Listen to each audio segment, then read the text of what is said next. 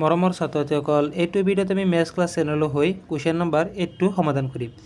8 নম্বৰটো কি কৈছে চোৱা, এ বি চি ডি এটা আয়ত আৰু ইয়াৰ এ চি কৰ্ণ এ চি কোণক সমদ্বিখণ্ডিত কৰে। ইয়াৰ পৰা কি বুজিলা?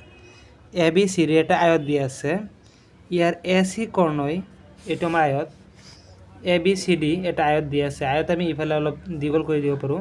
কি কৈছে? এ বি চি ডি এটা আয়ত দিয়া আছে আৰু কৈছে এ চি কৰ্ণই, যিটো কৰ্ণ আছে এ আৰু চি কোণক সমদ্বিখণ্ডিত কৰে। এ চি কৰ্ণই এ আৰু চি যি দুটা কোণ আছে আমাৰ সমদ্বিখণ্ডিত কৰে, অৰ্থাৎ এইটো কোণ সমান, এইটো কোণ আমাৰ সমান, সমদ্বিখণ্ডিত কৰে। আৰু কি কৈছে চোৱা, দেখুৱাব লাগে যে এ বি চি ডি এটা বৰ্গ। দেখুৱাব লাগে, 1 নম্বৰটো আগতে কৰোঁ, যে এইটো এটা বৰ্গ বুলি আমাৰ দেখুৱাব লাগে।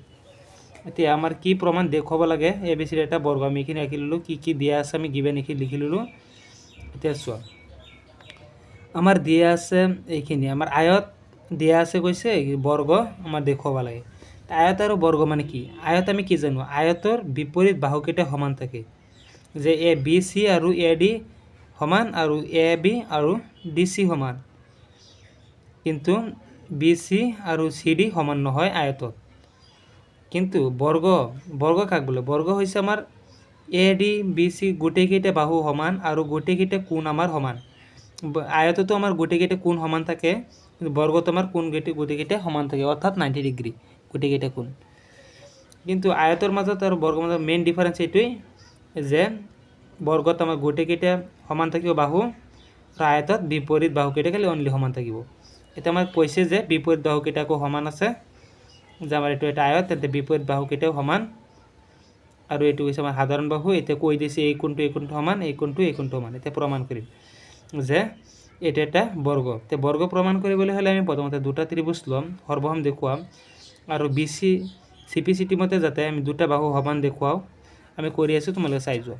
ত্ৰিভুজ এ বি চি আৰু ত্ৰিভুজ দুটা ল'ম, দুটা ত্ৰিভুজে আছে। এ চি ডিৰ পৰা, এ চি ডি দুটাৰ পৰা আমি কি পাওঁ?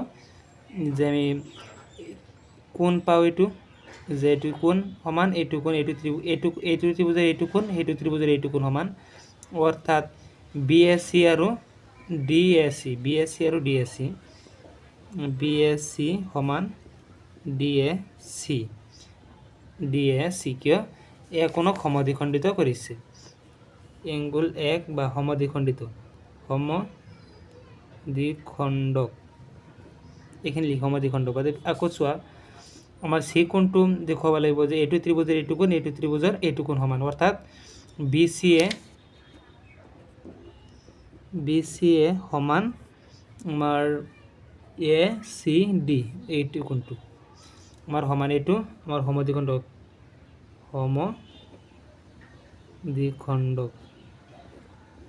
এতিয়া চোৱা, আমি দুটা পাইছোঁ, আৰু এটা কি পাম? এ চি আমাৰ সাধাৰণ বাহু দুটা ত্ৰিভুজৰ, যে এ চি সমান এ চি আমাৰ সাধাৰণ বাহু।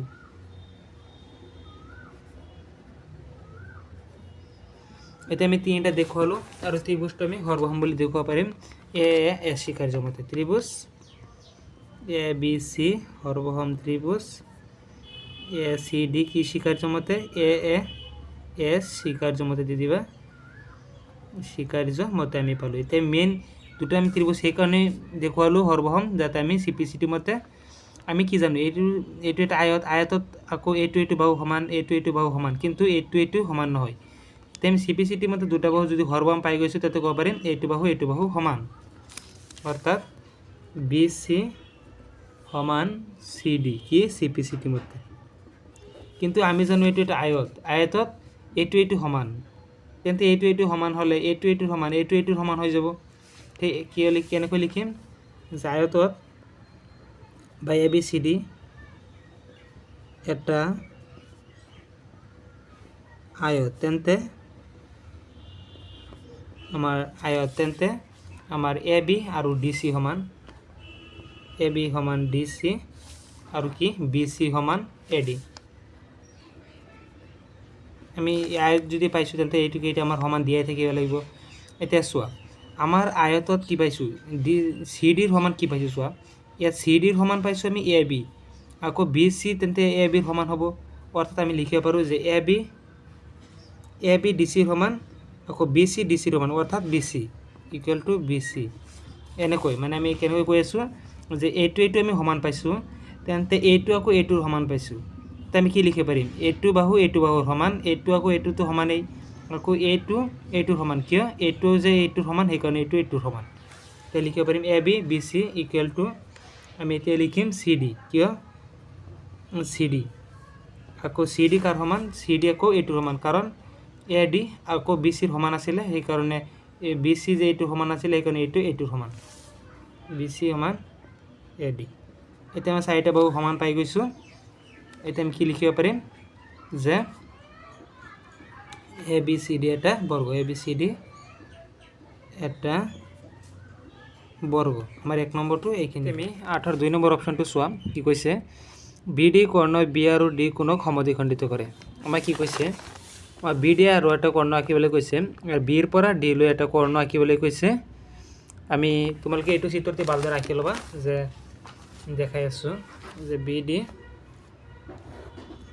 আকৌ বি ডি কৰ্ণই কি কৈছে বি আৰু ডি কোণক যাতে সমদ্বিখণ্ডিত কৰে দেখুৱাবলৈ এইটো কৈছিলে দিয়া আছিলে কিন্তু এইটোত মানে এইটো বাহু এইটো কোণ আৰু এইটো কোণ সমান বুলি দেখুৱাব লাগে এতিয়া কেনেকৈ দেখুৱাম চোৱা আমি যদি অতি সহজভাৱে যদি এ বি ডি আৰু ডি চি বি মানে দুটা ত্ৰিভুজ এইটো ত্ৰিভুজ লওঁ আমি বাহু তিনিটা বাহু এই তিনিটা বাহু সমান স্বীকাৰ্য মতে দুটা সৰ্বসম ত্ৰিভুজ দেখুৱাম আৰু সৰ্বসম ত্ৰিভুজৰ চিটি মতে কি পাম এইটো ত্ৰিভুজৰ এইটো কোণ সমান এইটো ত্ৰিভুজৰ এইটো কোণ সমান চিটি মতে তথাপি আমাৰ হৈ গ'ল বি ডি বাহুৱে এইটো কোণক আমাক সমদ্বিখণ্ডিত কৰিছে এইটোৱে আছিলে এইটো আমি এতিয়া ভাঙি লিখি যাম তোমালোকে চাই যোৱা এতিয়া 2 নম্বৰটো কৰিম এতিয়া আমি কি দেখুৱাম যে ত্ৰিভুজ কি ল'ম এ বি ডি তোমালোকে ইয়াত আমি পাতি দি আছোঁ আৰু এবাৰ যে ত্ৰিভুজ আমি কি লৈ আছোঁ যে আমাৰ আছিলে এ বি চি ডি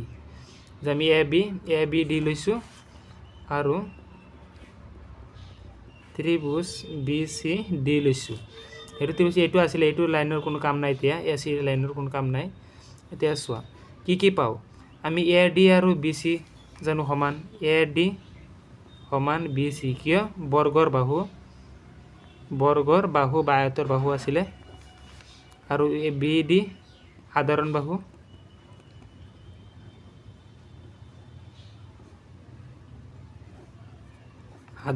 আছিলে আৰু এ বি আৰু ডি চি আমাৰ সমান এ বি সমান ডি চি কিয় বৰ্গৰ বাহু বা আয়তৰ বাহু আমাৰ এতিয়া চিটি মতে ক'ব পাৰিম দুটা ত্ৰিভুজ সৰ্বসম এতেকে ত্ৰিভুজ এ বি ডি সৰ্বসম ত্ৰিভুজ বি চি ডি কি মতে এছ স্বীকাৰ্য মতে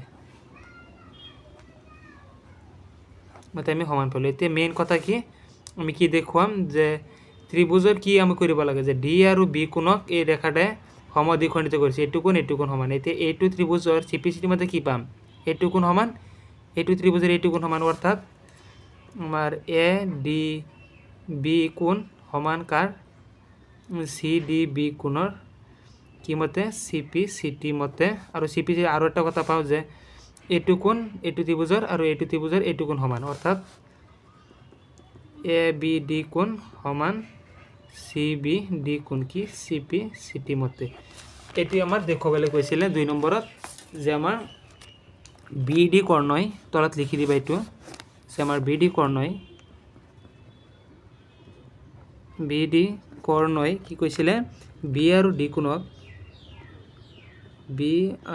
ডি কোণক সমদ্বিখণ্ডিত কৰে